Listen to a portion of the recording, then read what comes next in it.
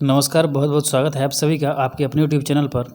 दोस्तों, जितने भी पावर स्टार पवन सिंह के फ़ैन हैं, वीडियो में आगे बढ़ने से पहले वीडियो को लाइक कर दीजिएगा और चैनल को सब्सक्राइब कर लीजिएगा। दोस्तों, जिस चीज़ का आपका सभी को काफ़ी बेसब्री से इंतज़ार था, वो इंतज़ार अब ख़त्म हो गया है। पवन सिंह का नए धमाके को जारी कर दिया गया है। आप सभी स्क्रीन पर देख रहे होंगे कि पवन सिंह के नए धमाकेदार गाने का पोस्टर कमिंग सून कर दिया गया है, जिस गाने का नाम है खिलाड़ी नहीं की। दोस्तों, इस गाने को पवन सिंह के साथ फिर से शिल्पी राज साथ में गाई हैं और उनका आवाज़ सुनने को मिलेगा। वहीं गाने को लिखा है रोशन सिंह विश्वास ने और म्यूजिक दिए हैं प्रियांशु सिंह ने। गाना जो है कुछ अलग ही अंदाज में है। आप देख सकते हैं कि पोस्टर में कुछ अलग ही अंदाज में पवन सिंह दिख रहे हैं। गाने को ग्लोबल म्यूजिक जंक्शन से रिलीज़ किया जाएगा। फिलहाल इस पर अभी रिलीज डेट नहीं बताया गया है।